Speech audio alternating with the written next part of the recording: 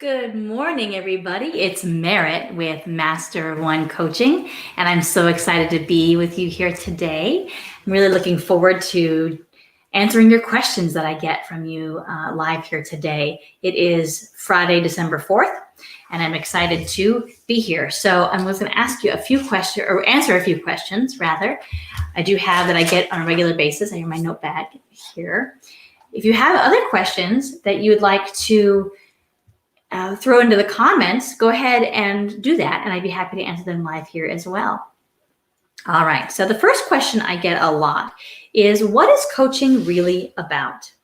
And it's an interesting question because so many of us have experience with sports coaching, right? Whether as kids or even as adults in rec programs or as parents with our kids.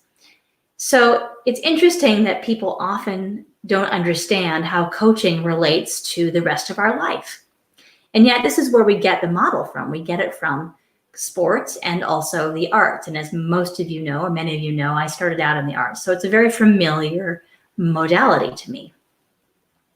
But coaching is really about training yourself up to become the best person you possibly can be in every aspect of your life. And so that includes business, certainly. That includes leadership and executive coaching, which is my specialty. But when we talk about leadership and executive coaching, we're not just talking about what you're doing in business. It is not just about your job title. It's really about who you are as a whole person and how you're showing up in every aspect of your life. Because a major part of being a leader is having the understanding that you can rely on yourself no matter where you are. And if we bifurcate our personality as our professional persona and then our personal life, right, it's exhausting to keep that up. And it becomes even more detailed, more difficult when we have a different person that shows up in our family, maybe with our parents, and a different person that shows up with our kids, and a different person that shows up with our friends, right? And this is a natural human thing that we do sometimes when we have relationships that are formed in certain times in our life, right? We might have a different energy with our college friends than we do with our friends that we've had since we were in first grade versus our friends that we've only met as grown adults, as parents. We might feel ourselves being a little bit different in each of those scenarios. And yet it can be very exhausting to navigate and to code switch in those different scenarios. So what would it be like for you if you could be who you are at all times and really be proud and solid and have integrity in who you are at all times in every situation that you're in? And that includes your work life. So if you have an answer to that, go ahead and put it in the comments. All right, the next question is about what is leadership culture?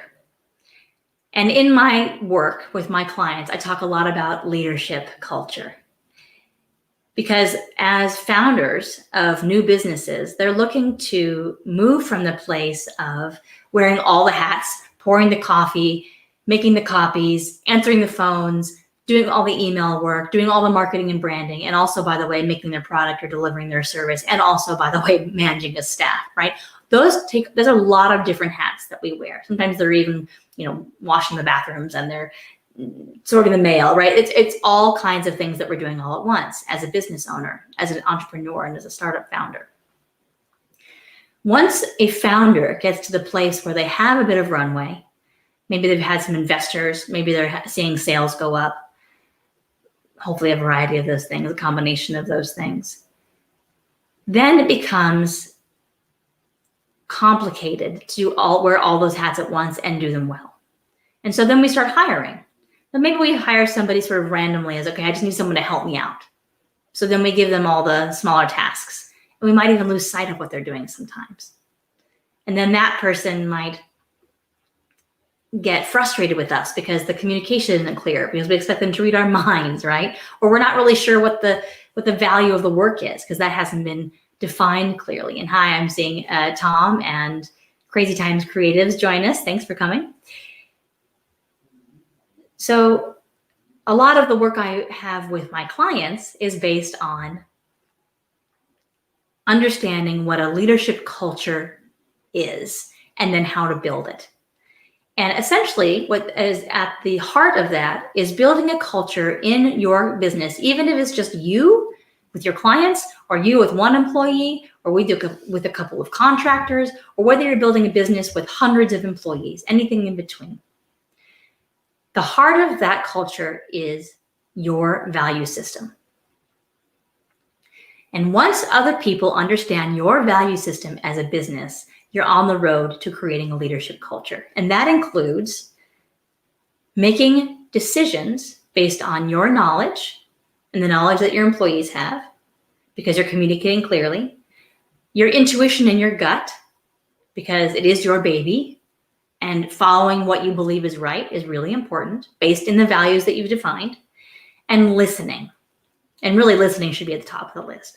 Listening at what your clients and customers need, listening at what your staff is telling you needs to happen.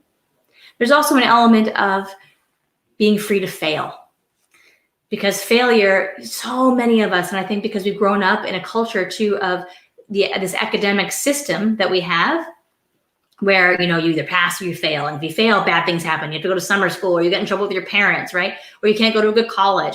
All these things, terrible things happen when you fail. In business, failure is not only needed, but it's important to fail, because that's how we learn what we need to do next. Now, obviously, hopefully we succeed a little bit more than we fail, because we want to make sure that we're growing, but failure tells us how we need to grow. So that leadership culture includes a safe place to fail, and communication about failure, and the recon on the failure. What do we need to do next? There's also another element of leadership culture, which is super key, and that is a 360 feedback loop. And what I mean by that is that no one is out of the feedback loop. Everyone is included in the feedback loop, and that includes you as the founder or you as the leader. That communication is critical because it builds trust. I am not immune to feedback. In fact, I need it from my clients. I need it. Otherwise, I don't know how to get better. I've actually just engaged a mentor coach. I have right now, it's a little bit nuts, but I have 4 coaches right now for different things, because I know that I need the feedback to get better and better and better. And I believe in the power of coaching because I've seen it over and over again in my own life and in my clients' lives, time and again. So leadership culture means a coaching culture, that is to say, where we understand valuable feedback, we're open to it, we can receive it, and then we can act on it. And the last thing I wanted to touch on about that is, actually there are 2 things, pardon me, I have my notes here, is that everyone understands the why of the work and how they're contributing to the why of the work. So what their role is in meeting the goals and exceeding the expectations. They all feel that they are contributing valuably because of their skill set. And yes, I'm saying accountability here, right? That feedback loop is absolutely part of accountability. And people get freaked out when they hear about accountability. They're like, oh, no, actually accountability is essential to growth. We need it to grow, right? Thank you for that. Thanks for that note. So I want to talk about this in terms of that feedback loop too, structure versus hierarchy. We definitely need a leadership structure in our leadership culture. We definitely need that. It's really important. There is a place where the buck stops, right? The decision makers are at the top of the structure. And that's probably the founder. Maybe it's a group of people that founder has brought together as a team. And the hierarchy is an old modality that is being phased out, and you'll see it more and more and more. Because that feedback loop means that I am accepting feedback from the people who are working with me, who may not have as much responsibility or as much authority in terms of decisions, but they still have invaluable feedback. I need to know what everybody on the team knows and thinks and feels so that I can make informed decisions, because everybody on that team has a valuable interaction with my product, my service, and or my client. So that's what that 360 feedback loop really does for an organization. It takes the hierarchy away and in favor of a structure, a decision-making structure. So there isn't power over, there's power with. Okay. The last thing I want to address here today is, how did I get into coaching? I have a lot of people ask me this question. How did you get into coaching? My story is somewhat complicated and can be very emotional. And so I want to prep you all with that. Some of you have heard it already, but I want to tell it again because I do get this question a lot. And I'll give you the abbreviated version. I got into coaching first as a performer. I began as a performer where I learned about people. I learned about how people work in terms of interpersonal dynamics. I learned about story, and I learned about leadership. I learned about how important it is to have a strong, inspiring, safe space where people can fail, where people can be creative, and where people can connect with each other, and the power of connecting a team together and what amazing things can happen when you connect a team together. In that part of my life, it was a cast and a production crew. I then moved into education, where I saw firsthand the incredible, profound impact that spark of inspiration has on a person when they think their life might do or be or say one thing, and then they get a bit of new information, new insight, and all of a sudden their whole world opens up in a new way. And they are inspired to move forward in a completely different way than they did before. Hi, Ichiko, thanks for joining. And then when that inspiration is supported with a little bit of structure, a little bit of feedback, and some cheering, man, the sky's the limit for those students, right? Then I got into social justice work. And I was about 30 years old, 29 or 30 years old, when I really dove deep into social justice work.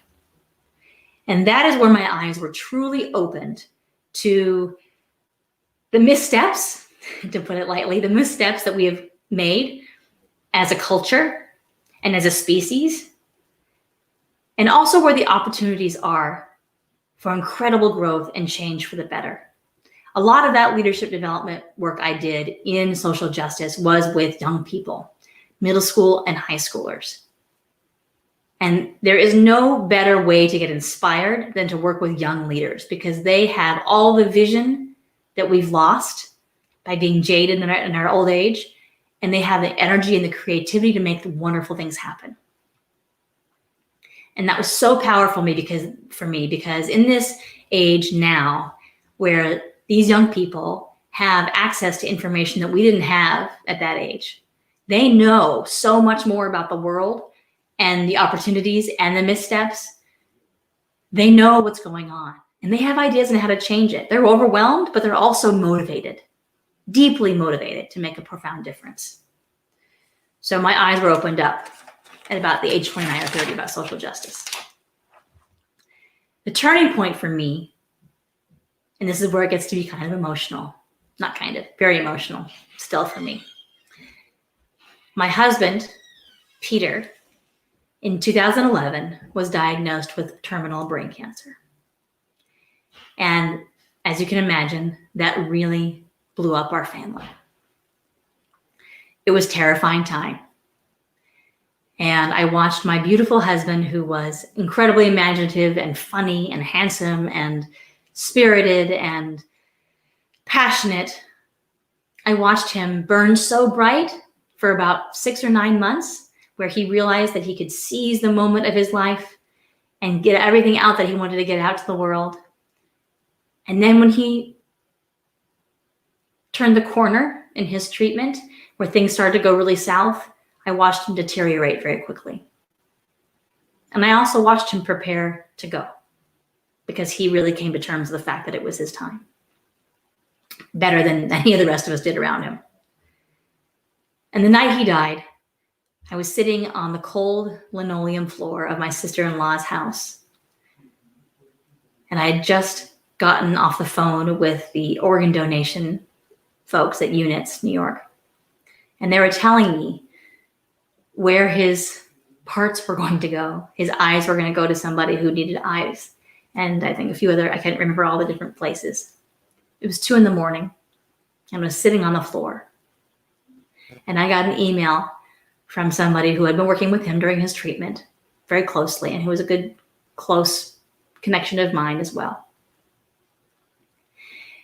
And she sent me the last words he ever wrote. And the closing line of that email was, choose well, choose wisely, choose love. And I didn't know what to do with that message at the time. But it helped me rebuild my life with my kids. And I decided that I was meant to integrate those words into my life in a profound way. And it took me a while to figure out how to do that. But with those words ringing in my ears, I found my way to coaching. Because coaching integrates leadership, creativity, speaking in front of people like this. It integrates story, human connection, interpersonal dynamics, creating something beautiful out of nothing, watching that person get inspired and the whole world opens up to them because they have a new idea and how they can contribute to the world. Watching that passion come alive in somebody or in a group of people. And it also integrates contributing meaningfully in a way that will serve the world, whether it's social justice, specifically around people and issues around racism and injustice and gender identity and being kind to each other, or whether it's environmental, being good stewards of the planet, being good stewards of what we've been given here today in our life to do better with than we did yesterday. And I really have come to the moment now in my life where I'm ready to contribute in all of those ways and use the knowledge that I have and use my instincts and listen to you to help me understand how best I can serve in the world. So I thank you all for being here today. Those are the questions that I got. And if you have any other questions, please leave them in the comments here below. I'm happy to answer them at a different timeline, or we can get into a conversation about that. If you're interested more in my work, you can certainly find me on masterofonecoaching.com. You can book a call with me there. That link is in my bio on Instagram and also on LinkedIn and Facebook, of course. And so I want to close with a thank you to all of you for being here. Next week, I'm going to be speaking with Brian K. Baird, who is a radio host and also has his own mission of contributing beautifully and meaningfully to the world. And we're going to talk about what he means by $1 million feeling. That's his brand, $1 million feeling. So we're going to talk about that. It's about abundance, on mindset, on money. And it's going to be a great conversation with Brian next week. So come back next week and join us, and I'll see you all then. Have a great week. Thanks so much.